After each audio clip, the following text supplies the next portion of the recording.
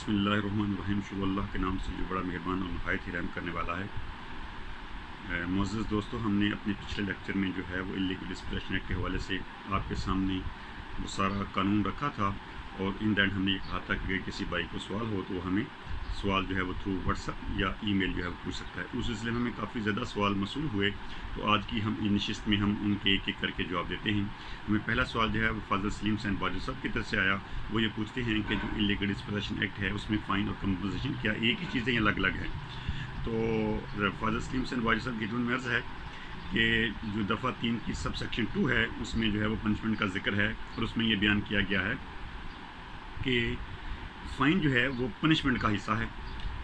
जब भी फाजिल additional session सब जो है वो इलीगल डिस्पोजेशन एक्ट का फ़ैसला फरमाएंगे और एक्यूज़ को कन्विक्ट करेंगे, तो उसमें वो पनिशमेंट के साथ साथ फ़ाइन का आर्डर भी कर सकते हैं, और फ़ाइन जो है ये स्टेट को जाएगी। और उसके उसी सेक्शन के अंदर ये भी है कि जो कंप्लेनेंट होगा उसको अंडर सेक्शन 544 CRPC जो है वो कंपनसेट किया जाएगा। तो ये बिल्कुल अलग से है, फ़ाइन अलग होगा और कंपनसेशन जो है वो अलग होगी। ये दोनों एक ही नहीं है, ये बल्कि अलग अलग हैं।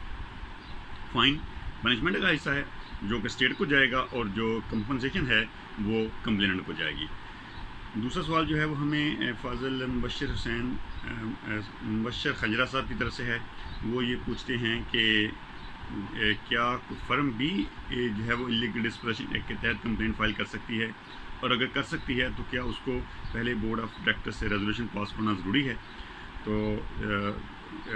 उनके सवाल का जवाब ये है कि फ़र्म जो है ये बतौर ज्यूरिस्टिक पर्सन जो है वो कंप्लेंट फाइल कर सकती है। ज़ाहिर है कि जो ज्यूरिस्ट पर्सन होगा वो थ्रू लिविंग पर्सन जो है वो कोई भी एक काम करेगा, और लिविंग पर्सन का मुकम्मल डिटेल जो है वो उनके जो मेमोरेंडम और आर्टिकल ऑफ एसोसिएशन है उनके अंदर मौजूद होती है कि कौन कौन लोग जो होंगे वो लीगल मैटर्स को डील करेंगे। तो उन लोगों के पास ये इख्तियार होगा कि वो जो डायरेक्टली है कंप्लेंट फाइल कर सकते हैं। अच्छा, जहाँ तक आपके सवाल का दूसरा हिस्सा है कि क्या उनको बोर्ड ऑफ डायरेक्टर से रेजोल्यूशन पास करवानी होगी, तो उसका जवाब है कि ऐसा हरगज़ नहीं है। ये जो है ये CPC के अंदर है कि CPC के सेक्शन 92 में ये बयान है कि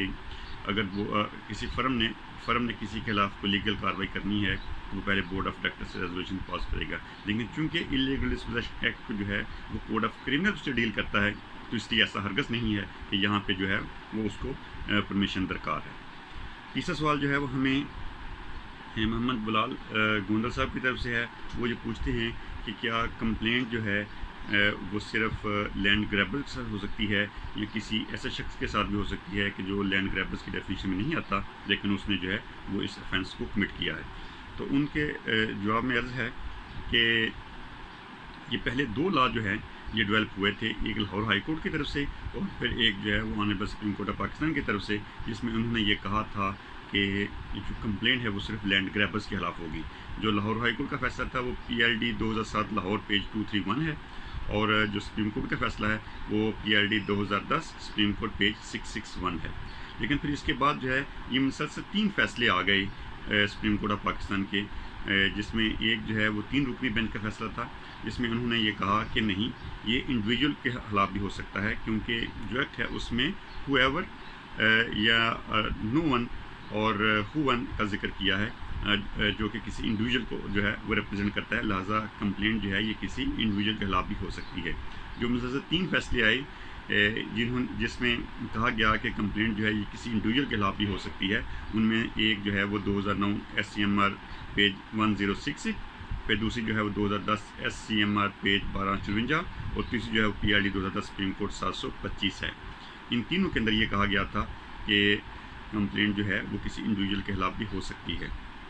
अब यहाँ पे एम्बिग्यूटी आ गई कि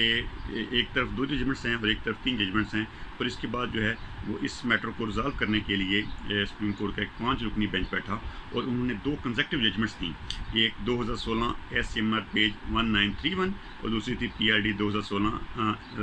SC पेज 769, जिसमें उन्होंने ये कहा कि ये जो पहली 2 जजमेंट्स हैं जिनका हमने पहले जिक्र किया है, PLD 2007 लाहौर 231 और PLD 2010 सुप्रीम कोर्ट पेज 661 जो हैं ये दे आर ना गुड लॉस, اور انہوں نے کہا کہ جو بعد میں جو 3 ججمنٹس آئی ہیں 2009 SCMR پیج 1066, 2010 SCMR پیج 1254 اور PRD 2010 supreme court 725 they are good laws. تو اس طرح جو ہے وہ جو لیٹسٹ لا ڈیولپ ہوا وہ یہ ہوا کہ کمپلینٹ جو ہے یہ کسی انڈیویجول کے خلاف بھی ہو سکتی ہے اگر اس نے جو ہے وہ سیکشن 3 کو کمٹ کیا ہو. اگلا سوال جو ہے وہ ہمیں آیا لاہور سے محمد اکرام کی طرف سے. وہ یہ پوچھتے ہیں کہ whether the civil and criminal complaints could go side by side, especially in the light of law laid down in the reported judgment PLD 2007 Lahore 231 اور PLD 2010 سپریم کورٹ 661. ان کی خدمت میں عرض ہے کہ ہم نے جو ہے وہ پہلے اس کے متعلق جو ہے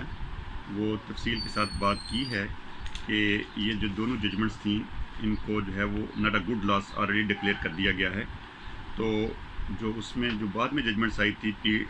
2016 SCMR پیج 1931 اس میں انہوں نے کیٹاگریکلی یہ کہہ دیا کہ جو کمپلینٹ ہے یہ چونکہ کرمنل لا کی طرف سے ہے اور جو سول سوٹ ہے وہ ظاہر ہے کہ کوڈ آف سول پروسیجر کو ڈیل کرتا ہے تو اس لیے دونوں جو ہے وہ سائڈ بائی سائڈ چل سکتی ہیں. اگر کسی کے خلاف جو ہے وہ انلیگل ڈسپوزیشن ایکٹ تحت کمپلینٹ جو ہے وہ ثابت ہو جاتی ہے تو وہ اس کو پنشمنٹ ہوگی اور بجائے اس کے کہ جو ہے وہ سول سوٹ اس کے اوپر کوئی انفلوئنس کرے. تو اس ججمنٹس کے اندر انہوں نے یہ کہا کہ سول اور کرمنل لا جو ہیں یہ دونوں انڈیپینڈنٹ ہیں اور دونوں جو ہیں وہ پیرلل چل سکتے ہیں like 2 foot steps in a road. تو ان میں کوئی کبھی بھی جو ہے وہ ان کا آپس میں ملاپ نہیں ہو سکتا. تو اس لیے یہ بھی جو ہے وہ لا اب ڈیولپ ہو چکا ہے کہ اگر کسی میٹر کی بابت ایک سول ڈسپیوٹ کسی سول کورٹ میں چل رہا ہے تو اسی میٹر کی بابت جو ہے اگر کوئی کرمنل کمپلینٹ بنتی ہے جیسے کہ لیگل ڈسپوزیشن ایکٹ سیکشن 3 کے تحت تو اس کو فائل کیا جا سکتا ہے اور اگر وہ ثابت ہوتی ہے تو اس کو پنشمنٹ ہوگی. اگلا سوال جو ہے وہ ہمیں یہ اسلام آباد سے ہے. یہ پوچھتے ہیں کہ اگر انلیگل ڈسپوزیشن ایکٹ کے ساتھ ساتھ کسی کا کوئی دیگر جرم بھی ثابت ہو جاتا ہے تو کیا جو جج صاحب انلیگل ڈسپوزیشن ایکٹ کے تحت اس کمپلینٹ کو ڈیل کر رہے ہوں گے کیا وہی جو ہے اس کو جو انڈیپینڈنٹ جرم ہوگا اس کو ڈیل کریں گے یا اس کی الگ سے کارروائی کرنی ہوگی. تو ان کے خدمت میں عرض ہے کہ اس پرپوزیشن کو جو ہے وہ سیکشن 403 آف CRPC ڈیل کرتا ہے جس کا سب سیکشن 4 ہے. وہ یہ کہتا ہے کہ اگر کسی جرم کی سزا کے وقت یہ ثابت ہو کہ اس نے کوئی دیگر جرم بھی سرزد کیا ہے اور وہ کورٹ جو ہے جو اس جرم میں اس کو کنوکٹ کر رہی ہے یا کوئٹ کر رہی ہے وہ یہ اہلیت نہیں رکھتی کہ وہ اس جرم کو جو ہے وہ انٹرٹین کر سکے یا اس کو پروسیڈ ود کر سکے تو وہ اس کو ریفر کر سکتی ہے اس کورٹ میں جو کہ کمپیٹنٹ کورٹ ہو. تو بالکل اسی طرح جب انلیگل ڈسپوزیشن ایکٹ کے تحت جب فاضل کورٹ جو ہے یہ فیصلہ کرتی ہے اور اس کو کنوکٹ کرتی ہے یا کوئٹ کرتی ہے اور یہ سمجھتی ہے کہ اس نے اس دوران جب یہ سیکشن 3 کی وائلیشن کی تھی تو کوئی دیگر جرم بھی جو ہے وہ کیا ہے یا نہیں تو فاضل عدالت جو ہے وہ اس کو ریفر کر سکتی ہے کسی دیگر کورٹ میں. تو یہ سارے آپ کے سوالوں کے جواب تھے. بہت شکریہ. اللہ آپ کا حامی ناصر.